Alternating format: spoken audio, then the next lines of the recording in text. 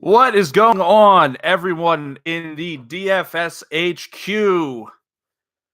It is Nick from CWE here. Look at me and my long hair. I'm really trying to make this work. I don't know. I'm going to stick with it. Maybe I might dye it bleach blonde and go the nature boy route. Regardless, we're here to talk about Dover, the Monster Mile. Miles the Monster. What should be a very quick race, despite being 400 miles. Should be a chalky race. I think for the most part, we've really seen that come to fruition with both the Trucks and Xfinity series this weekend. It was tough. I mean, I had lineups that didn't cash that were like 20 points off the win lineup, the optimal lineup. One thing I will say is that the numbers I'm going to give you so far have been accurate in terms of roster construction for both the truck race and the Xfinity race, and it was correct last week for Talladega. So really, we can go through past history and determine what the construct of a winning lineup or an optimal lineup should look like. Now, there's outliers that are always going to take place, but I don't really see that this week. Some people might have qualified a little low, but really that's kind of common, and there's only been one race out of the last 5, so we're talking 20%, where we had a bunch of guys qualify like in the early to 30s who were clearly cars that were going to be top 15 cars. So I want to look at things a few different ways. I want to break down what we'll really see. So let's take a look at the track first. The track at Dover is a mile-long track. We're racing 400 miles. So immediately we know that the game plan here is going to skew far more toward finding dominators. I think typically from what I've looked at, we're seeing, like 1 to 2 dominators, really. I'm just kind of trying to go through the past several races and see what it looks like. And this is actually an interesting track. From what I'm seeing here, we're not really seeing like 2 leaders at 100 laps or anything like that. Like, just taking a look at Harvick had 104 laps in the fall race last year. The next most, I'm looking at the wrong thing like an asshole. Well, never mind. Yeah. Maybe if I look at laps led instead of fastest laps, we are typically, like I said, initially going to be looking for 2 dominators where we're seeing on average someone lead 200 laps and then someone else leading around 100. So you are I'm probably going to be looking to have 2 guys that I think are likely to be able to lead those laps. They will come closer to the front. I'm not ruling out the possibility that we could see someone outside of the top 10. But honestly, the data really doesn't support the idea that we're going to get someone, sitting that far back. Almirola from 11th led 64 last year. Boyer from 12th led 40 last year. Brad Keselowski led 39 from position 16. So, I mean, it's possible, but those aren't like monster numbers. I think you are going to see a race where most of the laps led are going to come from guys most likely in the top 6 or top 8. So for a guy like Truex, for example, even though I think he's got a fast car and I think he's sitting in a position where he could, move forward, potentially win the race. I mean, I'm not looking at Truex and playing him because I think he's going to lead 200 laps. I am still probably going to be looking at Truex more as a place differential play. I don't think that's wrong. Finishing position is a big deal at Dover. There are some complexities moving ahead here. in saying that, I'm not saying if Kyle Busch started 40th that he's going to have a hard time moving forward. I am saying that this is a track where it is going to be difficult for Kyle Busch to start 40th and lead laps to the point where he could be on a winning roster. Unlike the Xfinity and Truck Series, we really don't have like some cheap guys that have really good upside so that you're going to plop in the top 3 price drivers like you saw today. Maybe it might have been 3 of the top 4. I think Reddick might have been the second highest price guy. And, Reddick might have been highest price. And I think it was Custer, Allgaier, Bell. So you had the second, third, and fourth highest priced driver on the winning lineup because you had 2 guys sub 5,500 and another guy that was 6.1K in the lineup. I don't think that's a luxury we get this week. So if 2 guys lead 100 laps and we don't see a lot of green flag passes, and this is a race that is well known to run long stretches of green flag runs, it doesn't sit well for guys like Kyle Busch, who are the most expensive driver in the race. Yes, he's got 21 place differential upside if he were to get to the place and win the race. But if he does that in the last 10 laps and 2 guys who started in the top 4 and didn't fall out of the top 4 led 100 laps, it's highly unlikely Busch is going to be on the winning lineups. And the reason for that is because there tends to be a high correlation at these tracks between fastest laps and people running in the lead of the pack. So I think you will see a lot of fastest laps spread out. In the Xfinity race, I want to say that Custer did have a ton of fastest laps. So I think there is a likelihood that whoever leads the race will have a lot. I believe Bell had a lot. I believe Allgaier had a lot. These are all guys starting up front. I don't think maybe you will see some Kyle Busch because he's got a fast car and he's going to be passing people. But for the most part, those portions of the Dominator points are going to be guys running up front. So moral of the story, my perspective on this race is I want to be playing guys that are running in the lead. Now, what do the stats say? Let's look at over the last 5 races, drivers that started between 1 and 12 and finished top 12 in points. There were 6, 7, 6, 3, 7 for an average of 2.9. Starting 13th through 25th, there were 5, 5, 5, 8, and 4 for an average of 2.77. Drivers starting 26 and further back, the amount of drivers that had top 12 fantasy points were 1, 0, 1, 1 for an average of 0.4. Now, when I say averages, I'm averaging that all out into an optimal scenario where it's divided by the amount of races I looked at, then divided by the amount of positions that I'm accounting for, and then multiplying by the amount of positions there are in a DraftKings lineup. So top 12 points, 2.9 started 1 through 12, 2.77 started 13 through 25, 0.4 started 26 plus. Top 9 points starting 1 through 12, 5, 6, 5, 3, 6 for an average of 3.33. 13 through 25, 3, 4, 5, 3 for an average of 2.53. And drivers starting 26 and back with top 9 fantasy performances, 1, 0, 0, 1, 0 for an average of 0.27.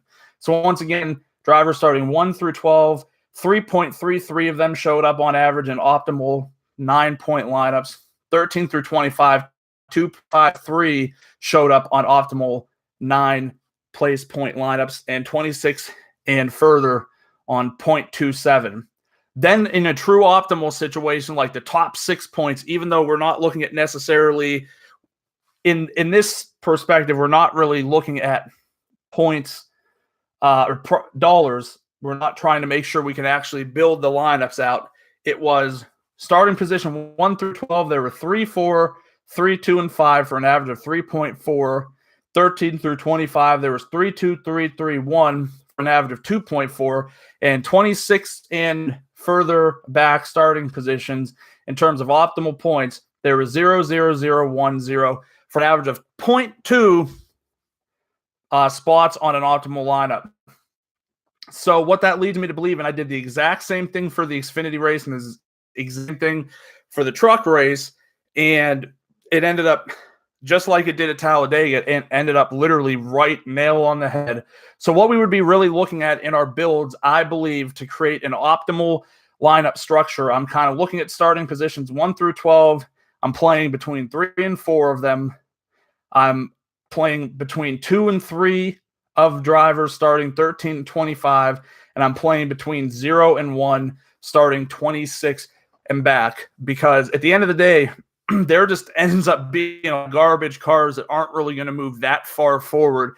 And if you look at the guys starting 26 and back this week, it is fucking ugly. Like, I'm going to try not to swear because we want to be able to extract these and put them on a podcast network. And I don't know how a lot of these places don't really value swearing because they want to produce family-oriented content. That's not really my bag. But nonetheless, to be a team player and to try to move this forward, which I'm all about, I'm trying to rein in my tongue, but this is not a situation where I really want to be trying to stuff, my lineup with a bunch of guys that I think could, I'm not trying to build out a lineup that looks like Kez and Logano, who I think could lead laps, even though I don't think that's the case. We'll get to that in a second. And Kyle Busch, because he can, move ahead a bunch of spots and then play Reed Sorensen, Cody Ware, and BJ McLeod, because this isn't Talladega. Reed Sorensen's not going to finish in the top 20. It's not going to happen.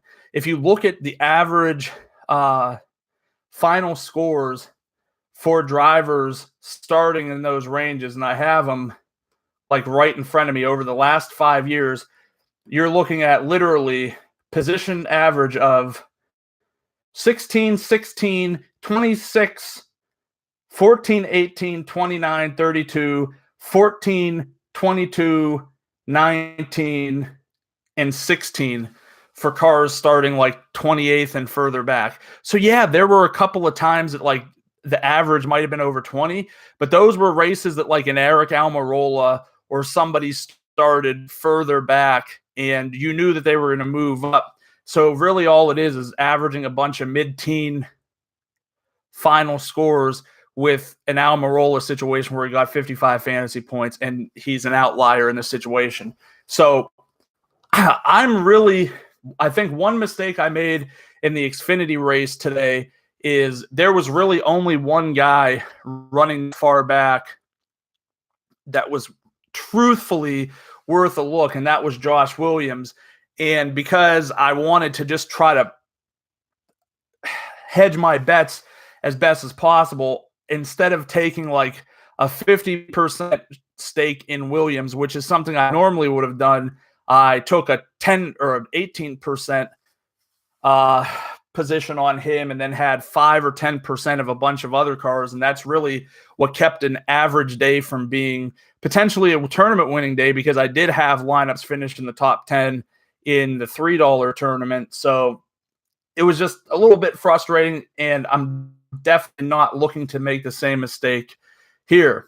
So I'm going to kind of look at this a little bit differently today, because I think the day and age of me just going down the list and saying this person at this salary, yay or nay, I kind of want to work my way through the back of the field to the front and just give my thoughts that way. I think it could be a lot more effective. One more note.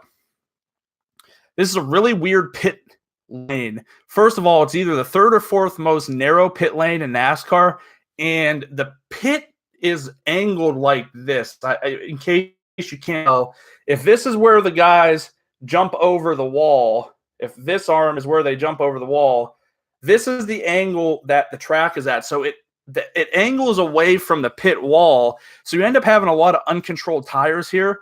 So this is a situation where you start to think about maybe guys who are in good equipment but have questionable pit crews that might let their tires, get away from them. We've seen that in the past. I watched the couple of the races from last year, and you do hear that quite a bit. So it's not a foreign thing that we might see some guys end up with some pit penalties. You can overcome them here as long as they're not under green flag conditions, because it's a pretty good bet that on a mile track, you will probably lose at least one, but probably 2 laps. It just depends. I feel like this happened to Noah Gragson today, where he had to come in under green to fix or to reattach a loose tire. And I want to say he lost 2 laps. So yeah. And also you're going to see 15 cars on the lead lap. So it's going to be one of those weekends where staying on the lead lap. And in fact, this is one of those weekends, like the weekend where I won the Piston, where Matt Tift basically was just lucky enough to stay on the lead lap. He did not do anything special. He just managed to stay on the lead lap. I know I've said also a few times, but also I think it's supposed to rain in Dover tonight. And if that's the case, there will be a competition caution at lap 35 or something like that. Those things are really a pain in the ass because it's super tough to predict how things are going to pan out from there. But you could see some guys play some pit strategy. It wouldn't be surprising for me to see someone and I feel like I say this all the time, but it wouldn't surprise me to see someone like a Keselowski or even a Truex take 2 tires and try to race the last 65 laps on 2 tires. It's not like a huge eating tire track. This is a fast track. I think they said 9 cars, either 9 or 29 cars had faster laps this year than the fastest laps in track history. So these things are going to be going really fast. There is the potential that there could be a huge accident. Unlikely. We don't really see that too much at Dover, but there was some talk amongst the drivers, the press. But I will say that the drivers have been laughably wrong on their takes this year on what they thought the action was like. At the beginning of the season, before any races were run, these guys were convinced that there was just going to be mayhem every single week. And we have literally seen nothing like that. It's been exactly like it was last year. The races have been more exciting. Major props to them for Talladega. We didn't get the big one, even though if this accident with Bubba Wallace at the beginning of the race last year had happened at Daytona, you would have seen 6 cars end up on the lead lap to end the race, because it's not as wide as Talladega. So that would have clustered everything up. There would have been 20 cars at least that would have had their days finished, and probably 5 more that would have ended up in a position. Anyway, moral of the story, I think we're going to see basically what we've seen for the last few years, maybe a few more cars on the lead lap. Something we don't have control over, but ability to stay on the lead lap is going to be huge this week. All right, let's take a look. I'm just going to look at cars 31 back. We've got Reed Sorensen starting 37th, Ross Chastain starting 36th, Quinn Hoff starting 35th, BJ McLeod starting 34th, Cody Ware starting 33rd, Matt Tift starting 32nd, Landon Castle starting 31st. Right then and there, my immediate thought is that I could see a case for Chastain. I could see a case for Tift. Realistically, I don't think you have to play either of them. Chastain does have a top 20 here, and that I think is people love playing Ross Chastain out of these junk drivers because he typically does finish, 27th through 29th. And I think all of us are just hoping that 20th place position just, he lucks into it. I do tentatively have him finishing 20th, but, that's still only 24 fantasy points. I just don't see that being enough to get it done this week. I might not play any of these guys back here. I fully understand that these are all the guys that are cheap. And I think a lot of people are going to be trying to do what they can to stuff one of these guys in there. and try to open up. Chastain's not cheap, so you can't. And really, Matt Tifft is kind of at that point where he's not really cheap either. So I guess what I'm saying is I might completely avoid this section altogether. Like I said, the guys I just mentioned in order, the position average points are 18.4, 12.6, 16, 16.4, 14.9, 14.4, and 26.4. And I'm 95% sure that 30 whatever place position that pops as being a little more, 31 is because Eric Almirola in 2015 had a 50-point day. So that jumped the projections way up. So none of these guys are outliers like that. None of these guys are top 15 cars that are going to put you in a position to get, 50 fantasy points. I hate to say it. I hate saying that that guy can't do it, that guy can't do it. But you're going to be lucky if any of those guys hit 20. So for me, probably going to be a full avoid on that side of things this week.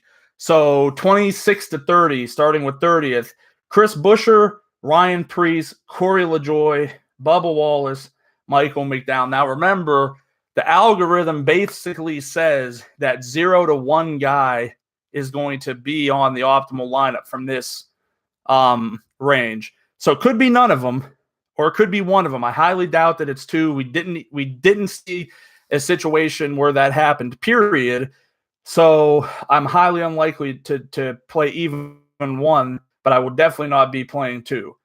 Just from looking at it, Corey LaJoie, there's a 0% chance that I'm playing Corey LaJoie here. If Corey LaJoie started 35th, he would be one of those guys that I could say maybe two, but still, I think he's going to be another driver that probably finishes around 30, and he's going to get you 12 fantasy points, so just don't think you need him. Ryan Preece, I mean, there's definitely an argument to say that he could move up a few spots. Again, I think it's best to just kind of look the other way on him. Michael McDowell starting 26th. In 16 trips here, he only has 2 top 20s. I'm looking at a guy who I think is likely to finish like 24th. I think he's going to get you like 25 fantasy points. I just don't think at the end of the day that cuts it. So we're looking at 2 guys. Second, we're looking at Bubba Wallace. Now, Bubba Wallace sucks. I mean, I hate to go in on a guy, but literally he screwed over the opportunities for Denny Hamlin, Clint Boyer, Kevin Harvick, and Michael McDowell last week. There's no, and Matt Tifft. You can't look at it any other way because he couldn't race his race car. And this is a story that we've seen now for a year. He caused the end of the day for 5 guys, and Harvick confronted him about it, and he was a little more passive aggressive about it, but the word was definitely out there. However, Bubba starting 27th. Bubba surprisingly has a pretty solid history at this type of a track. I would not be shocked if Bubba finished in 20th position. Tentatively, I have him finishing 22nd. That gives him 30 fantasy points. At 5,900, I'm going to have some Bubba Wallace. I was really heavily exposed to Bubba last weekend because, he was starting pretty far back, and that was a type of track where he hasn't been an absolute asshat over the course of his career. But now I believe that's twice this year alone that he's gone to a plate track and just sucked. So I think that this is a case where I'll go back to the well. Chalk du jour this week, I'm expecting to be Chris Buescher, 7,300 starting 30th. 6 appearances here, does have 2 top 20s, but flat out, people are just going to look at the name Chris Buescher. They're going to remember that this is a guy that had running, a 15th, 18th place car this year, and I think people are going to treat him as such. I have him finishing around 20th. That gives him about 35 fantasy points. I think that's fine at the price. I'll have some exposure to Buescher. I'm heavily debating going under the field on that. Why? Well, first and foremost, people are going to be all over him. He has 4 races where he still didn't finish in the top 20.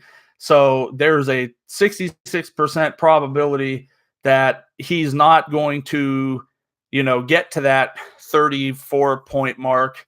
And at his price, there potentially could be some drivers that could be in a better position to return value. So those are the two I'm looking at. I actually think you could just wing it and not go with anyone. Let's go 25th through 21st. 26th, Michael McDowell. 25th, Ty Dillon. 24th, David Ray. 23rd, Daniel Hemrick. 22nd, Kyle Busch. 21st, Ryan Newman. The front row guys, Michael McDowell, David Reagan, just two guys that for me, I could see them finishing like 23rd, 24th. Again, I just don't think that's going to get it done. I think we can, figure out a way to use our money some other way. So I'll be at, if I play them, I'll be at under 10%, probably under 5%, but realistically, I'm probably not playing them. Daniel Hemrick starting 23rd. I'm just going to pass on Hemrick. I really don't know what to make of him, but he just doesn't do it for me. I'm just going to hold off. I could just see Hemrick getting into the wall here and then it just being a thing. So that leaves us in this range with Ty Dillon, Kyle Busch, Ryan Newman. Ty Dillon, not really been a specialty of his. Dover, 5 races, 1 top 20. Granted, he has looked a little bit better this year than he has in other years. I could see him finishing 21st, 22nd, maybe even 20th. He's on the fringe of guys. He's like in that Bubba Wallace Butcher range where I'm like, the potential is there. I guess he could finish top 15. I'm not really banking on that. We need some cheap drivers, so that's why I'm keeping a guy like Ty, why I'm keeping Bubba, and why I'm keeping Buescher, especially Buescher starting 30th. If he does pop into 18th position, you're probably looking at close to 40 fantasy points. So I'll have some Ty. I don't love it, but he makes me the least sick of some of these guys in that range. Kyle Busch starting 22nd. Man, this is going to be a really interesting situation. Dover's a weird track. There's very few guys who just go through their career and are quote-unquote good at it. Busch has been here 28 times, top 20 19, top 10 17, top 5 12, 3 wins. So we know he can get it done. The spring race has been absolutely brutal for Kyle Busch the past few years. I'm really not a firm believer in that like spring-fall race because, yes, the tracks could be different, but I just don't really see it being a situation where it's a real thing. We don't race enough. These guys will never see enough races where we'll have a sample size large enough to say that, yeah, the track in April/May was just too much for Kyle Busch and he couldn't handle it. But it just goes back into saying, like, I think Kyle Busch will get fastest laps. My algorithm has him at 18 fastest laps, which isn't really great when you consider there's 400, but nonetheless, it is what it is. He'll probably end up with more than that, truth be told. I have him finishing at 12th, leading no laps. I gets him 51 fantasy points. I don't see there being a high probability that he leads laps. I really don't. So we are more or less probably needing Kyle Busch to finish like 5th. For it to be a situation where really worth it. I think in cash games, Kyle Busch makes sense because there is a good chance he's going to finish in the top 10, and that's going to put him at 55, 58 fantasy points, maybe as high as 60. But when you're talking about taking down a tournament, there's also a high probability that 2 guys in the top 8 price drivers are going to have like 80 some fantasy points. So I'm not going to buy a lot into Kyle Busch. I will buy a lot into Ryan Newman. I think Newman is priced higher than I would have thought. I see Newman as being like a 15th place driver, which at his price and the fastest laps, which in my, module bases it off of both the driver and the starting position. I have Newman closing in on 40 fantasy points, and at that price, he's someone that I'm going to buy in on. 20th through 16, Ricky Stenhouse Jr. at 20, Kurt Busch at 19, Paul Menard at 18, Matt DiBenedetto at 17, Austin Dillon at 16. Ricky, he's definitely, I think he's a guy who could go mid-15, somewhere between 13 and 15 finish. At his price, it's enough for me to have some interest. I see him as being someone who could potentially close in on 40 points. That's enough. Kurt Busch, I think this is someone who showed enough speed that Kurt could definitely get into the top 10. Again, like his brother, I don't see this being a situation where you're getting dominator points necessarily, at least in the laps led category. But the difference is $3,500, which means for just 3 spots difference, I'm much more interested in going with Kurt Busch than Kyle Busch. Paul Menard is an annoying driver. Paul Menard basically qualifies too high every single time he is on the track, but every once in a while, Paul Menard pulls off these weird out of nowhere top 10 finishes. And so because of that, I will have a little bit of exposure to Menard. I don't love it, but it is what it is. Matt DiBenedetto is going to be an interesting situation. Matt DiBenedetto could be like Timmy Hill today, a guy who just manages to stay on the lead lap somehow, finishes in 14th place, and ends up on all the optimals because he's priced low enough that if something happens to Chris Buescher, he's basically a direct pivot from him. So I'll have some exposure, not a lot though. Austin Dillon, if you look through his finishes, like he has silently been a very quality middling driver. So I expect somewhere between a 10 and 14th finish for Austin. Again, at his price, this is a guy I think I'll take shots on because he could close in a 40-point marker that I'll be looking for from guys who aren't going to be able to lead laps. All right, 15th through 11th.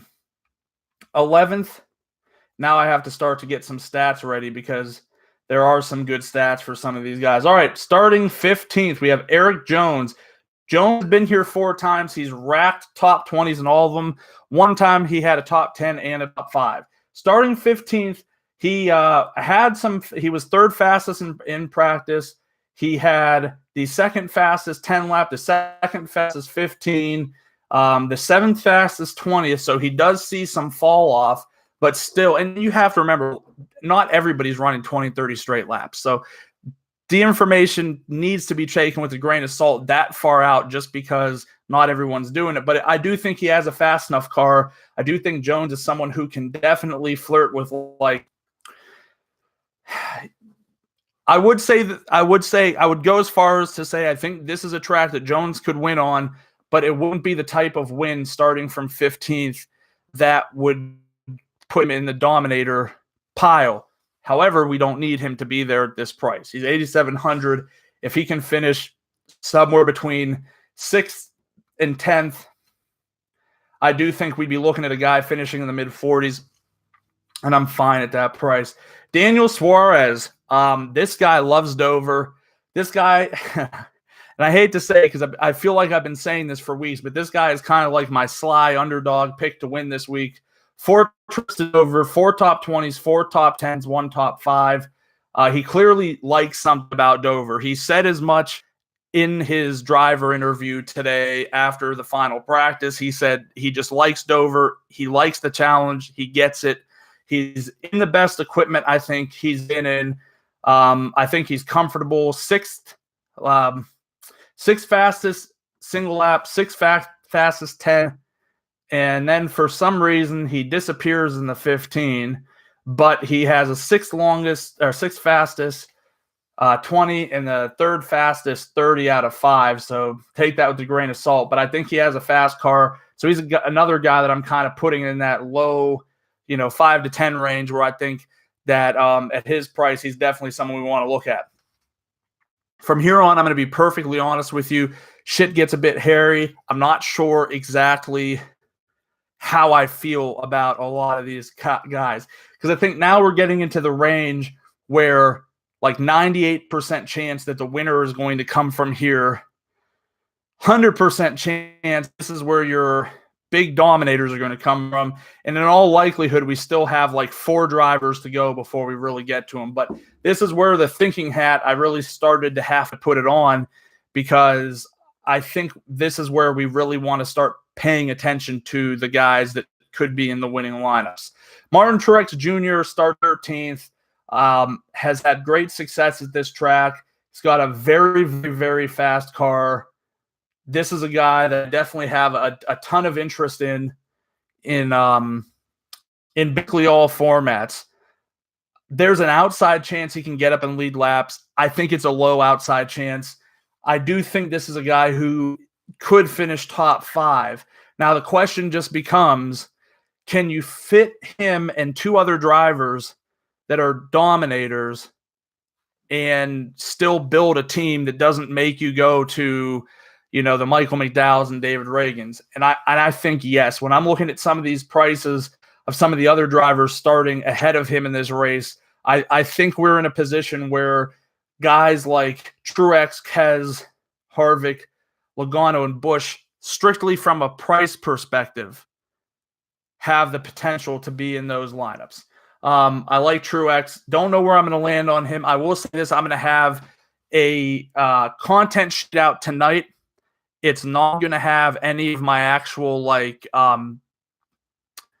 information on the drivers. It's just going to be straight raw projections. Then I'm going to turn around tomorrow morning and pump in the projections, because typically what I like to do, there's a few guys in the industry that I have a lot of respect for. So I like to see what they're thinking. I will fully admit sometimes I hear what they say and I say, okay, that makes sense.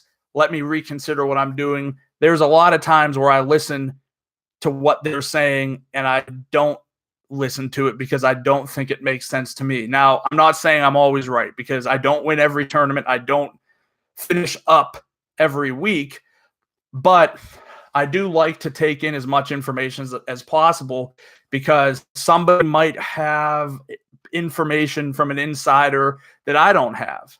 And that I think that's big to me. So that's why I kind of like to wait to get the full body content out in the morning, because I want to have the most information as possible. Starting 12th, Jimmy Johnson. Huge track for him. I think he's a sure bet for a top 10, as sure as you're going to get. And yeah, you can be in a situation where he can get in trouble. Like, people are going to get in trouble in Dover. There's just no question about it. You're going to find guys who have tires go down, who get into the wall, who bump into someone, and we're going to be going fast. We're going to be going like real fast. So I think that lends itself to more of these boo-boos happening. So I don't want to go out on a limb and say it's a for sure, but he has a long track record of success. 2019 has seemingly been a far better year for Jimmy Johnson than 2018. So I think I'd have some exposure to him at what is really still an affordable price. Starting 11th, Ryan Blaney. Don't know what to do with Blaney this week. Kid is awesome and a disaster.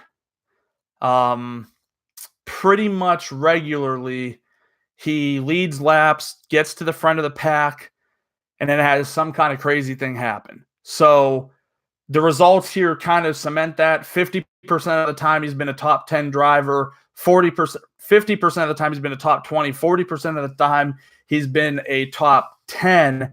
We should consider this to be the best year that Blaney's having yet from equipment and skill perspective, but I still really find it hard to believe. I see Truex, Jimmy Johnson, Boyer, Keselowski, basically everyone around Blaney has had a better opportunity, a better path for success. So I think my ambitions will be, when I look at some people in the industry that I respect and their ownership projections, if Blaney's around 10%, I'll probably go to 15, just because I'm willing to take the 5% shot just in case he ends up running well and potentially gets into the lead or something like that, where he is on the winning roster. If he's expected to be higher than that, I'll probably back off a bit, because from my perspective, I'm not seeing the path to success as easily. Clint Boyer starting 10th, 8,500. Again, he's not priced high enough. $700. I'm kind of using $9K as my threshold this week for what a guy has to be to potentially lead laps for me to consider him in my lineups. So Bowyer's under that. I think if Bowyer can get up to like 5th place, 4th place, 3rd, 7th, like he could be fine. There's a pathway for him to be on a winning lineup just by producing solid results. So I'll have a bit of him, though. Again, he's not a guy that I'm super excited about. Starting 9th, Brad Keselowski. Really, Team Penske has been mixed here. Between he and Logano in 38 attempts, we literally have 1 win. So that tells you all you need to know at the end of the day about these guys. It's been a rough ride for them. Keselowski is a guy that I definitely think could play strategy if there is an early race caution because of rain than before. Does he have a fast enough car once he's in the front to lead enough laps? Because he's priced at the point, and he's starting at the point where him finishing 5th and not leading laps it's not going to do anything. You're going to be neutered because sure, you might have 50 fantasy points between fastest laps and the place differential and the finishing points, but you have to remember 2 guys are going to be 70 points plus, and with Kyle Busch starting as far back as he is, and Truex and Kurt Busch having these place differential cushions, Kez needs to lead laps. So he's on my outside looking in. That was kind of the inference I made at the beginning of the podcast, why, I don't think that I just don't think that he's going to be a guy that I'm really going to have too much equity in. Denny Hamlin starting 8th. He's another guy, man, where I just feel like, he started too high. He's been on the optimal, or he's finished with like top 10 points, top 6 points. He did it in the fall race last year. He was a top 12 point in the spring race. Not in the fall race the year before. Not in the spring race the year before. And then he had top 9 points. So he's floated, but he's never really been at the high point. And that's kind of my concern here with Hamlin, is I think he could be a guy, again, that finishes in like 5th place. But at 9,500, I'm going to need laps led and a lot of fastest laps. And I just don't see him doing it. The car is fast, but the car is not fast in comparison to some guys around him. So I have some concerns. Eric Almirola starting 7th. Again, Almirola's he's the guy he was last year. He finished 5th in points at the end of the year, and you're like, what the hell? Where did this come from? He's captain consistency, but at the end of the day, that doesn't mean anything to us because we're not trying to build rosters that are the most consistent. We're trying to build the rosters with the most points. And starting 7th, even though he is 8,500, now we're at the point where, dude, you qualified too high, and unless you finish 2nd, you're not going to be in the kind of conversation we need you to be. He has 2 top 5, so the potential is certainly there for him to, be there at the end of the race. He started 11th in the spring race last year. He did lead some laps, and that helped him. He's pretty consistent about, at least since he moved into the Stewart-Haas car, he's been pretty consistent about being a top 12 in terms of points, but I really don't see him leading laps here. I'll have some just because he's priced well enough that, if he gets up to 5th and gets enough fastest laps, or maybe he leads 20, then it becomes worthwhile. So I'll have some, but he's not a favorite. Kevin Harvick starting 6th. I mean, I hate Kevin Harvick. This dude, fuck him. Again, sorry for the cursing, but Kevin Harvick costing people so much money. I barely played any Kevin Harvick last week because he just gets caught up in everything at plate races. So I was hoping Harvick was going to be like 40% owned in tournaments, but apparently every asshole in America thought the same thing as me. They were like, no, we're going to play 18% Kevin Harvick. So it was a small win, but I had so much Bubba Wallace that it was an immediate loss because he's the one who caused it all. However, we've seen Harvick dominate here. Harvick actually has the highest average points on this track in the last 5. Number 2 is Mr. Martin Truex. So, like, a race like Talladega can be a game changer. It could shift up, how someone runs. At some point, Harvick's going to turn things on, and I don't want to be in a 400-lap race where Harvick's starting, on the outside, which we know is the fastest line if you've watched either of the races, and I'm naked Harvick because I'm afraid he's going to have something stupid happen to him when he leads 200 laps. I'm not playing this game. We're officially in the point where these guys should lead laps. They should. So Harvick is going to be a guy that I begrudgingly probably try to exceed the field on. Alex Bowman starting 7,100, starting 5th at 7,100. I don't know what to make of Bowman. I do think he's going to fall back. I really do. Because of that, I am going to be, I don't even know if underweight is a fair thing to say because I'm not really expecting him to be highly owned. I will say this. Just because he's starting back pretty far or starting ahead does not mean you can't play him. This track will allow drivers to keep their position. It would not surprise me if he finishes in 7th. If he finishes in 7th, he's going to have enough fantasy points at his price. Again, this guy is a direct pivot from Chris Buescher. Everyone wants to look at Buescher and say Buescher is starting 30th. He is better than a 30th car. But nobody wants to look at Bowman and say Bowman is starting 5th.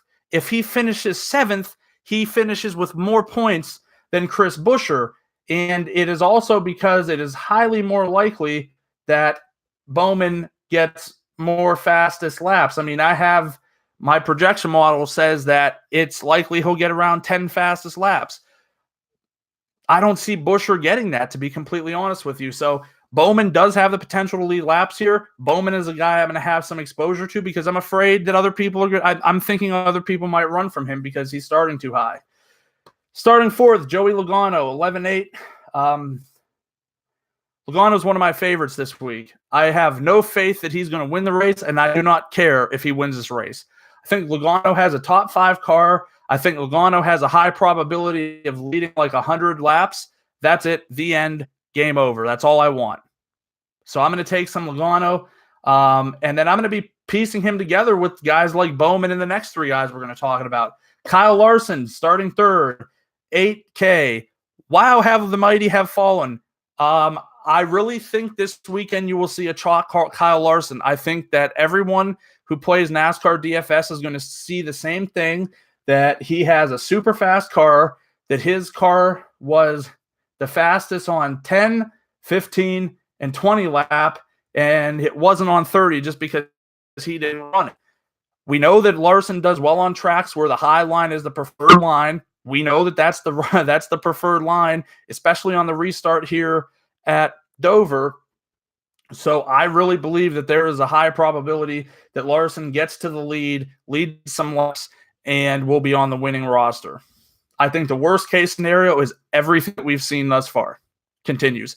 Larson's 2019 reminds me a whole hell of a lot of the 2017 Joey Logano season, where after his encumbered win at, I believe it was Phoenix, the wheels just fell off. This dude could not do anything right. No matter what he did, he could have started 54th and he would not finish higher than 53rd. Everything just went wrong for him. And that's how it's been for Larson this season. But we're not playing a game of seasons. We're playing a game of weeks. And Larson has a fast car. He's finally happy with it. I am super scared that his pit crew is going to mess something up. But at the end of the day, this track fits Kyle Larson. Larson is the 3rd highest fantasy total at this track of active drivers. I'm going to have a heavy-duty exposure to Kyle Larson. You know who else I'm going to play a lot? William Byron, starting 2nd, 6,700. Just a few weeks ago, we had a situation like this where William Byron qualified too high, and he lost 2 places and was on all lineups because that's the way NASCAR goes. It's not as easy as this guy just doesn't belong here. And I'm not saying this to people in the chat necessarily, but I've done this to myself a multitude of times. Last year, I believe it was either Pocono or Michigan. Daniel Suarez had the pole, and I said there's no way in hell Denny Hamlin's going to jump him on every opportunity, and Suarez is going to be at the lead and not lead any laps. And Suarez led like 100 laps and was on all the winning lineups, and he finished 5th or something. It doesn't matter what I think. What I know is that Byron has a fast car. The number 2 position over the last 5 years has averaged 118.2 fantasy points. Now, there were guys like Martin Truex and Kevin Harvick and Kyle Busch starting second, but at the end of the day, it just shows you that being up front pays dividends at a track like this. We know he has potentially the best crew in all of NASCAR. If his pit crew is on point, there's no reason that William Byron can't stay in the top 5. Furthermore, we've seen at multiple racetracks where Byron has led 20-plus laps that he and Knaus are not afraid to run a contrarian strategy. So if he stays up at the front and there's a competition caution, he might just stay there. Who knows? They might not pit, or they might pit and take no tires, or do something to keep that car at the front. So I'm not worried about William Byron. Anything could happen. You should be worried about every single one of these drivers because a tire could roll. A tire could get loose. A tire could go flat. Someone could get into them. There's any multitude of things that could go wrong at a track like Dover. You cannot be scared. And I'm going to play William Byron, hoping people see him starting second and assume that this is a car that's going to run 15 and lose 13 places, and he absolutely could. But I'm banking on the fact that he stays in the top 5 or 6. I'm banking that he leads some laps, and I'm banking that he has some fastest laps. Chase Elliott, 9,800. Starting first. So far, the pole leader has sucked in 2019. Very few times have we seen a situation where it has been advantageous to be on the pole and actually play in DFS.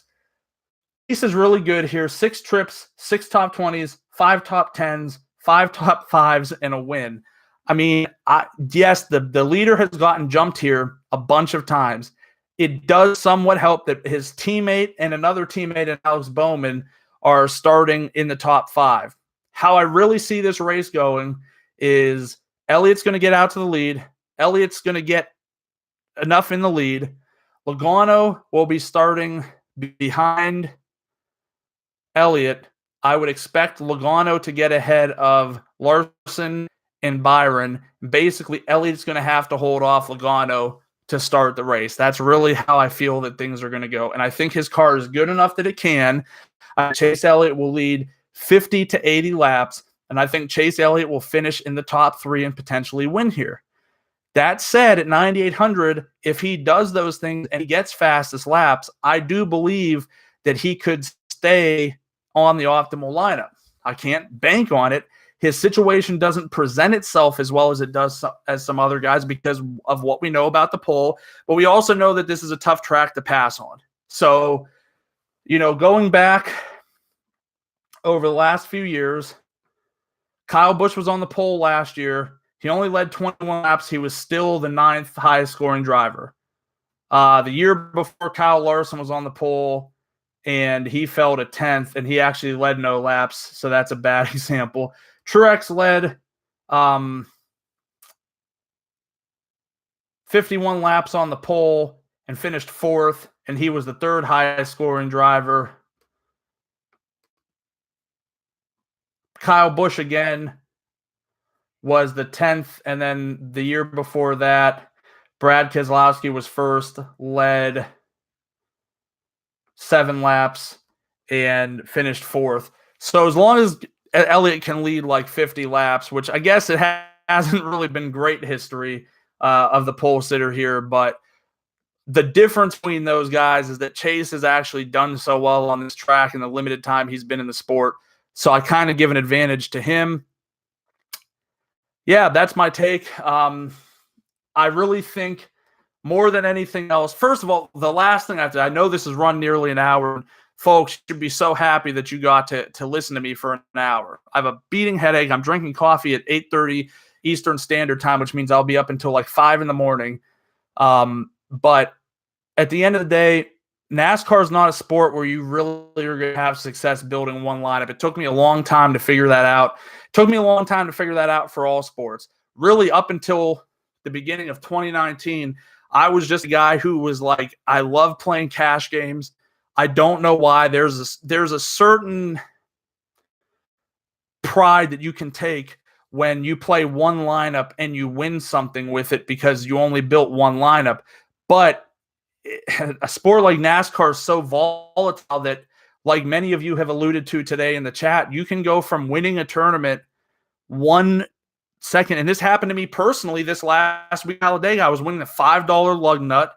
And when that accident happened with William Byron and Jeffrey Earnhardt, who I had in that lineup that was winning the lug nut, when they dropped 4 spots each at the end of that race, that put me in a position where it dropped me 12 spots.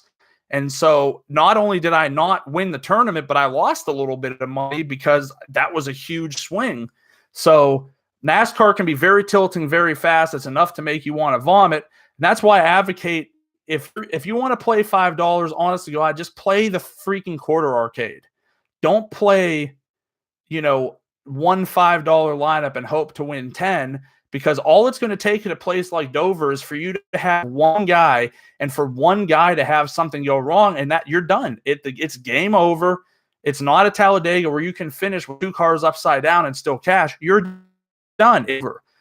So if you spread that out and you don't play a driver at more than 50%, and you do it over 20 lineups, and the first prize is $500, you have to beat more people, and especially at the 125% level, I'm telling you right now, the competition is just much easier. I'm being honest. I still play in them because I can, and I'm going to get my money any way that I can, but my most optimal lineups don't end up in there.